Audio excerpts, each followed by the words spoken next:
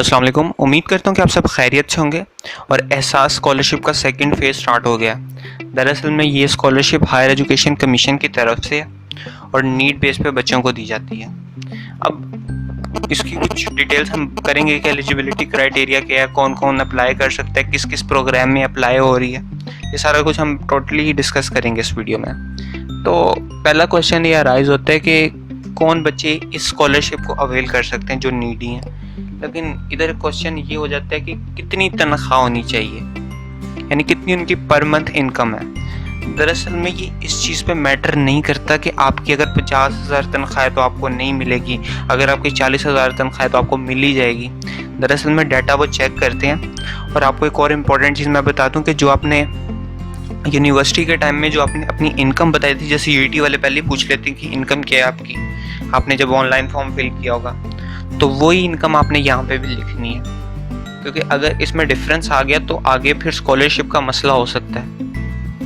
तो इसलिए आपने जो सारी इन्फॉर्मेशन है वो करेक्ट देनी है, ना कि आपने कम बता दें और बाद में आपके एक्सपेंसेस ज़्यादा हों तो वो ये पूछेंगे कि आपके फिर एक्सपेंसेस किस तरह पूरे हो रहे हैं, आप लोन ले रहे हैं, क्या कर रहे हैं, बिजली के बिल मांगते हैं, फादर की सैलरी स्लिप या इनकम सर्टिफिकेट मांगते हैं। क्योंकि वो आपको एक तरह से स्कॉलरशिप दे रहे हैं ना, तो वो अपनी पहले 110% अश्योरिटी करते हैं कि ये बच्चा वाकई एलिजिबल है कि नहीं। और ये ज़रूरी नहीं है कि अगर आपके 50,000 से ऊपर है तो आपको नहीं मिलेगी, ये डिपेंड करता है कि आप कितने नीड बेस हो। दरअसल में सपोज़ कि एक बंदे की तनख्वाह तकरीबन 50,000 है, लेकिन उसका अपना घर है तो उसको स्कॉलरशिप शायद ना मिले। लेकिन एक दूसरा बंदा है जिसकी तनख्वाह 60,000 है, लेकिन उसका घर अपना नहीं है, वो रेंट पे रह रहा है, 20-25 हज़ार दे रहा है, तो वो कट करके तो उसका गुजारा ज़्यादा मुश्किल से हो रहा है, तो इस वजह से उसे शायद मिल जाए। तो ये टोटली इस चीज़ पे डिपेंड नहीं करता कि आपकी तनख्वाह कितनी है, ये आपके सिबलिंग्स पर डिपेंड करता है कि आपके कितने बहन भाई अभी पढ़ रहे हैं। अगर आपका कोई बहन भाई और नहीं है और आप अकेले हैं, या आपके 4-5 बहन भाई हैं और सारे पढ़ रहे हैं और भी यूनिवर्सिटीज़ में और ख़र्चा ज़्यादा है, तो आपको स्कॉलरशिप मिल जाएगी, चाहे आपकी तनख्वाह 80,000 भी हो। और मिलती है काफ़ी स्टूडेंट को। तो ये टोटली डिपेंड करता है। इन्होंने कोई एक प्रॉपर यूँ स्टेटमेंट नहीं दी हुई कि अगर आपकी 60,000 है तो आपको नहीं मिलेगी, नीड बेस पे है। तो इस चीज़ को आपने सही से लिखना है, अपनी सारी जो इनकम वगैरह है, क्योंकि बाद में बड़ा स्ट्रिक्ट सा होता है उनका एक टेस्ट। और बाकी बात कर लेते हैं किस तरह अप्लाई करना है। तो अप्लाई करने का तरीका सिंपल सा है, आपने इनकी वेबसाइट पे जाना है, जिसका लिंक मैं आपको डिस्क्रिप्शन में दे दूँगा।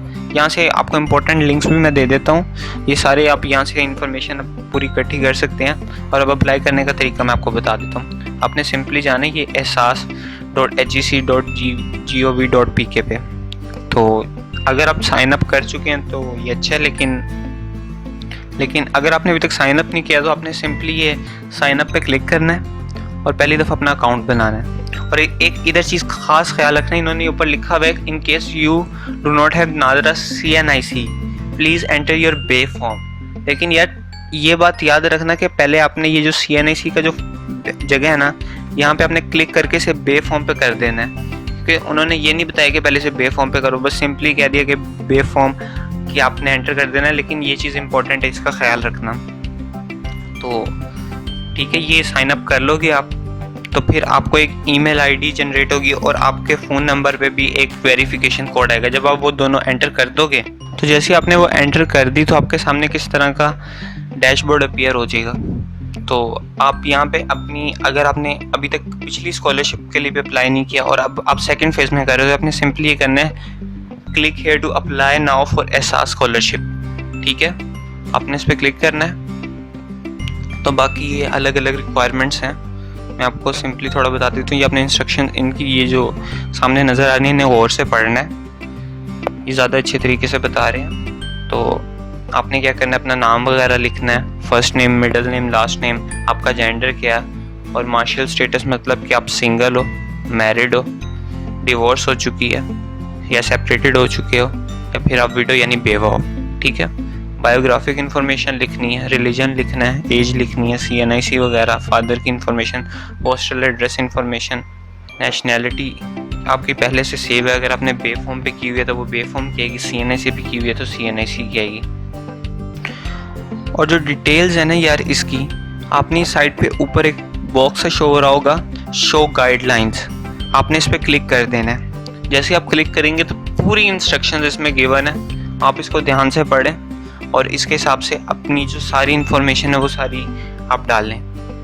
और मैं बार बार कह रहा हूँ कि इन्फॉर्मेशन 110% करेक्ट हो, गलत इन्फॉर्मेशन ना डाल देना।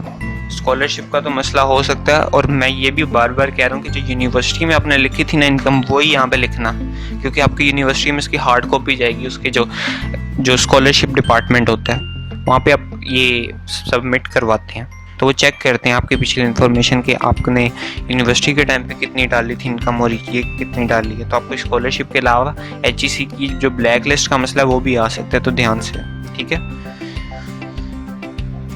आगे फिर आपके एजुकेशन का वो पूछेंगे, फैमिली इंफॉर्मेशन लेंगे कि आपके कितने सिबलिंग्स हैं, तो इन चीज़ों को अपने ज़रा ध्यान से फिल करना है। एक्सपेंडिचर कितने आपके, और फिर एसेट डिटेल्स यानी आपके असासे कितने हैं। तो वो बाद में जब अदर डिटेल्स तक आप पहुंचेंगे तो जो आपने जो इनकम बताई होगी और आपने जो एक्सपेंडिचर बताए होंगे वो उन सबको कैलकुलेट करके देखेंगे। अगर आपके एक्सपेंडिचर आपकी इनकम में पूरे हुए तो फिर तो ठीक है, लेकिन अगर आपके ना पूरे हो रहे हो और अगर आपने गलत इन्फॉर्मेशन दे दी, या अगर आप किराए यानी अगर आप कोई कर्जा वगैरह ले रहे हैं तब तो अलग बात है, लेकिन अगर आपके पूरे ना हो रहे हुए तो आपको फिर लिखना पड़ेगा कि मेरे क्यों नहीं पूरे हो रहे, कि हम किसी से लोन लेके पूरे करते हैं या मैं पार्ट टाइम काम भी करता हूँ साथ साथ, तो ये सब वो पूछते हैं। तो सो डेट्स ऑल अबाउट एहसास स्कॉलरशिप। और एनी फर्दर क्वेरी आप मुझे कमेंट सेक्शन में पूछ सकते हैं। वीडियो देखने के लिए शुक्रिया, अपना बहुत ख्याल रखिएगा, अल्लाह हाफिज़।